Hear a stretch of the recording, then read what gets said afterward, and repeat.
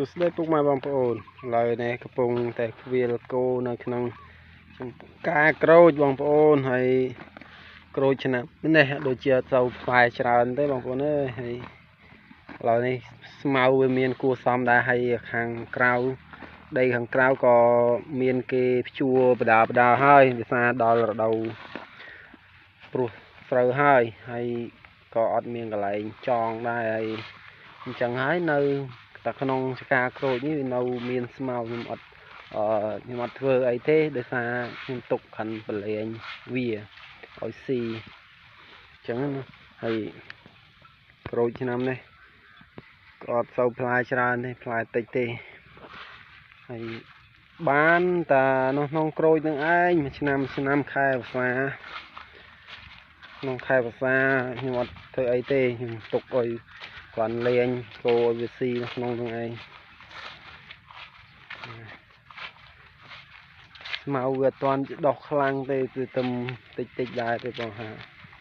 ថ្ងៃនេះតនេក៏ឆ្លៀតប្រឡែងឲ្យស៊ីមកព្រោះសិនតាឲ្យវារត់ដាក់តែដើមដលងប្រជុំមិនតាន់ដាំហ្នឹងវាស៊ីតែផ្លាក់ដលង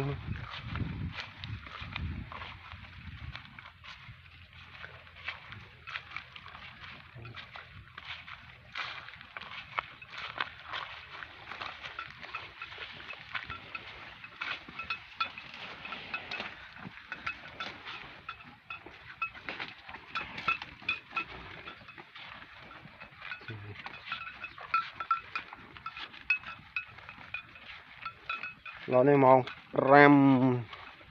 បងប្អូនម៉ោង5ប៉ុនថ្ងៃដល់ហើយក្តៅខ្លាំងល្អ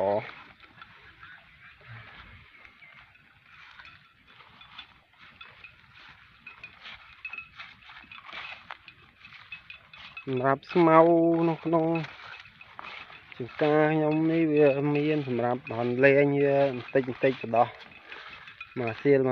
បានអត់អីទេនេះស្មៅនេះអាវនេះអាស្អីគេហៅដើមអីគេវនេះក៏គោស៊ីខ្លាំងដែរនេះភេទនេះ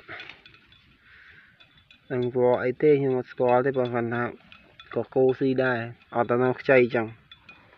នៅខ្ចីចឹងគោស៊ីខ្លាំងតែបើវាមានផ្កាមានផ្លែអត់សូវស៊ីទេ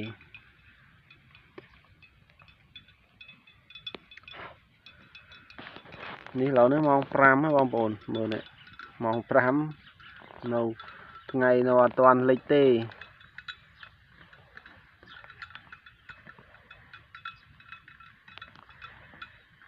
នេះដាក់កណ្ដឹងមេនេះមួយមេវងឲ្យវាដើរតាណាអីឲ្យលឺ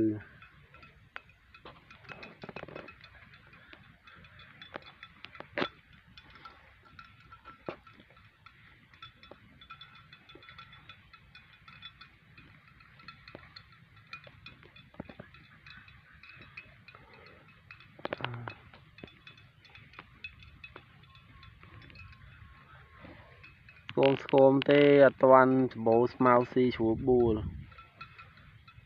គឺនៅហាងស្គម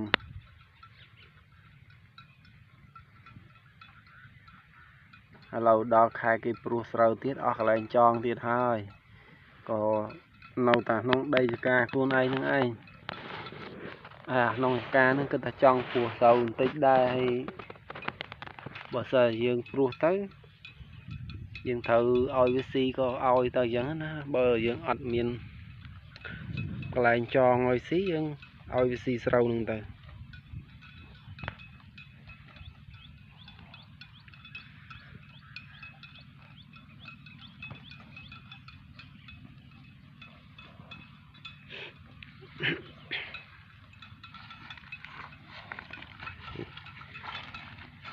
អរគុណច្រើន